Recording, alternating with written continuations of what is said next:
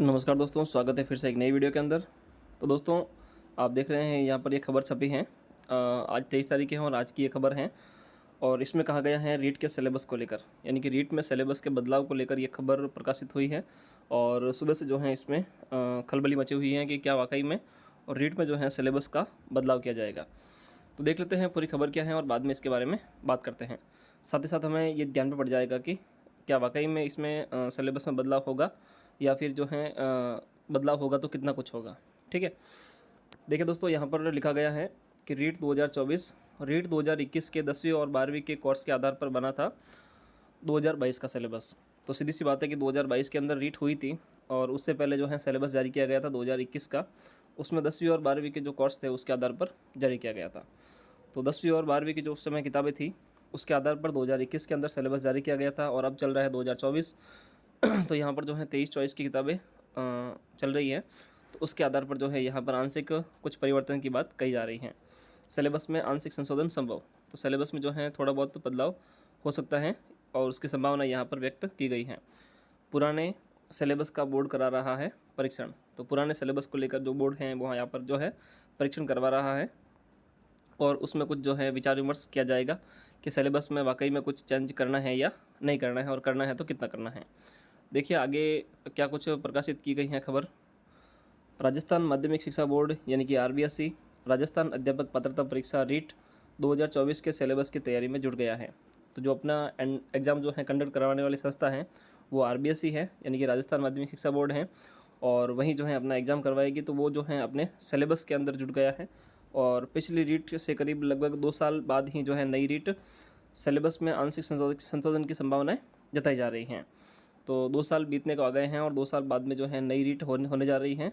तो अब जो है इसमें थोड़ी बहुत सिलेबस में आंशिक संशोधन की संभावना जताई जा रही है। यह संशोधन उसी सूरत में संभव है जब एक्सपर्ट की रिपोर्ट इसके पक्ष में आएगी। जब एक्सपर्ट की रिपोर्ट इसके जो पक्ष में आएगी ना, तभी जो है ये जो है अपना सिलेबस में जो है संशोधन है वो संभव हो पाएगा। बोर्ड रीट 2022 के सिलेबस का एक्सपर्ट से परीक्षण करा रहा है। बोर्ड ने विशेषज्ञों को रीट 2022 के सिलेबस की प्रतियां प्रोवाइड करवाई है। पुराने सिलेबस का परीक्षण करने और उसमें संशोधन की आवश्यकता है या नहीं, इसको लेकर जानकारी मांगी है। माना जा रहा है कि एक पखवाड़े में यह स्थिति क्लियर हो जाएगी। प्रश्नों का स्तर और प्रकृति, ठीक है, तो कहा जा रहा है कि एक पखवाड़े के अंदर यानी कि 15 दिनों के अंदर अंदर जो है ये स्थिति क्लियर हो जाएगी।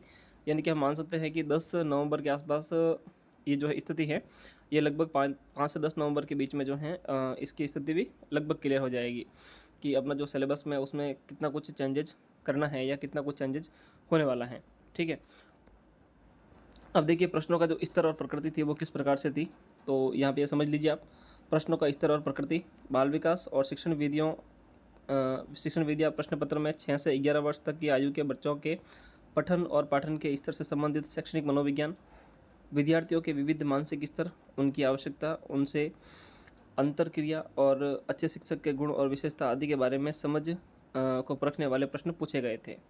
तो कहने का मतलब यह है कि बाल विकास से यहाँ पर जो है प्रश्न पूछे गए थे और टीचिंग मेथड से यहाँ पर प्रश्न पूछे गए थे।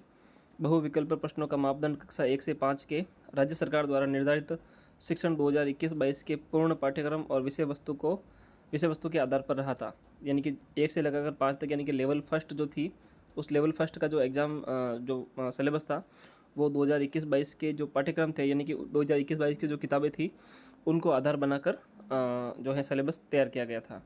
प्रश्नों का कठिनाई स्तर सीनियर सेकेंडरी तक रहा था। प्रश्नों का जो कठिनाई स्तर था वो सीनियर सेकेंडरी रहा था और प्रश्न पत्र का भाषा माध्यम भाषा विषयों को छोड़कर हिंदी और अंग्रेजी में द्विभाषीय था और जो प्रश्नों का जो स्तर था वो हिंदी और इंग्लिश दोनों का था। आगे बात करें दोस्तों परीक्षण की ज़रूरत, इसलिए अब इसमें जो है परीक्षण की ज़रूरत क्यों है। सिलेबस में आंशिक बदलाव की बात की जा रही है तो उसको लेकर परीक्षण भी किया जा रहा है। तो इसमें परीक्षण की ज़रूरत क्यों है, तो ये कहा जा रहा है कि बोर्ड के आधिकारिक सूत्रों के मुताबिक रीट स्तर 1 ये लेवल फर्स्ट कक्षा 1 से 5 तक के शिक्षकों के लिए होगी। इस स्तर में प्रश्न पत्र में प्रश्नों की कठिनाई का स्तर 10वीं के स्तर के पाठ्यक्रम से आएगा, जबकि रीट लेवल सेकंड कक्षा 6 से 8 तक के लिए होगी। इसमें प्रश्न पत्र यानी कि प्रश्नों का जो कठिनाई स्तर है वो 12वीं के स्तर का पाठ्यक्रम आएगा। बोर्ड यह मानकर चल रहा है कि हालांकि राज्य सरकार ने 10वीं और 12वीं के सिलेबस में कोई बदलाव नहीं किया है, लेकिन सीबीएसई की पाठ्य पुस्तकों में इस दौरान कोई आंशिक बदलाव हुए हैं तो उन्हें भी देख लिया जाएगा। अगर देखिए, यहाँ पर कहा जा रहा है कि राज्य सरकार ने तो जो है 10वीं और 12वीं के सिलेबस में कोई चेंजेस नहीं किया है। जो पुरानी किताबें चल रही हैं आज भी आपको वहीं पढ़नी है, और साथ में जो सीबीएसई के अंदर कुछ चेंजेस हुए हैं तो वो यहाँ पर देखे जाएंगे। इसके साथ ही प्रदेश में भौगोलिक स्तर पर भी कुछ बदलाव किए गए हैं, यानी कि आपको पता होगा कि जो नए ज़िले बने हैं 50, उसको लेकर बात की जा रही है। विशेषकर संभागों और जिलों की संख्या बढ़ गई है। इन्हें लेकर एक्सपर्ट क्या राय देते हैं, इस पर भी मंथन किया जाएगा। रीट 2022 का सिलेबस संक्षिप्त रूप में एक नज़र में। रीट 2022 प्रथम स्तर कक्षा 1 से 5वीं तक के लिए आयोजित की गई थी। इस स्तर में लगभग 150 प्रश्न पूछे गए थे और इस पे 2.5 घंटे का समय था। 5 खंडों में प्रश्न पत्र बांटा गया था। अब 5 खंड कौन कौन से थे, तो फर्स्ट इकाई थी दोस्तों यहाँ पर बाल विकास और शिक्षण विधियाँ। दूसरी इकाई थी भाषा फर्स्ट, जिसमें हिंदी, अंग्रेजी, संस्कृत, उर्दू, सिंधी, पंजाबी, गुजराती आदि आप ले सकते थे। दूसरी भाषा में भी दोस्तों इसी प्रकार है, जिसमें आप हिंदी, अंग्रेजी, संस्कृत, उर्दू, पंजाबी, सिंधी, गुजराती में से कोई भी ले सकते हैं। साथ ही चौथे खंड के अंदर आपको गणित मिलेगी और 5वें खंड के अंदर आपको पर्यावरण अध्ययन मिलेगी। सभी खंड 30-30 नंबर के होंगे, यानी कि 30-30 प्रश्न प्रत्येक खंड से पूछे जाएंगे और प्रत्येक प्रश्न जो है वो 1 अंक का होगा। ठीक है, बात करें हम सेकंड लेवल की, यानी कि द्वितीय स्तर की। द्वितीय स्तर का पेपर भी 2.5 घंटे का ही था। इसी तरह रीट लेवल 2 6ठी से 8वीं तक में भी अधिकतम जो है 150 अंकों का पेपर था। पेपर हल करने के लिए 2.5 घंटे का समय यहाँ पर भी मिला था। खंड यहाँ पर जो है दोस्तों 4 हैं, जिसमें बाल विकास और शिक्षण विधियाँ हैं। खंड 2 के अंदर पहली भाषा है, खंड 3 के अंदर दूसरी भाषा है और खंड 4 के अंदर गणित विज्ञान के शिक्षकों के लिए गणित विज्ञान है और सामाजिक अध्ययन के शिक्षकों के लिए सामाजिक विषय और अन्य विषय के शिक्षकों के लिए ए या बी में से कोई भी बहुविकल्पीय प्रश्नों के मापदंड कक्षा 6 से 8 तक राज्य सरकार द्वारा निर्धारित शिक्षण सत्र 21-22 पूर्ण पाठ्यक्रम और विषय वस्तु के आधार पर था। अब ये जो चीज़ लिखी गई है ना, इसका मतलब क्या है कि खंड 4 के अंदर जिसके साइंस मैथ है वो साइंस मैथ ले सकते हैं। 60 नंबर की साइंस मैथ रहेगी आपके, और जिसके एसएस है साइंस मैथ के अलावा, ठीक है ना, तो वो आप जो है यहाँ पर साइंस मैथ भी ले सकते हैं। तो यहाँ पर आपके लिए साइंस मैथ जो है वो 60 नंबर की रहेगी। और जो सिलेबस का जो आधार था वो उस समय 21-22 की पाठ्य पुस्तकों को रखा गया था।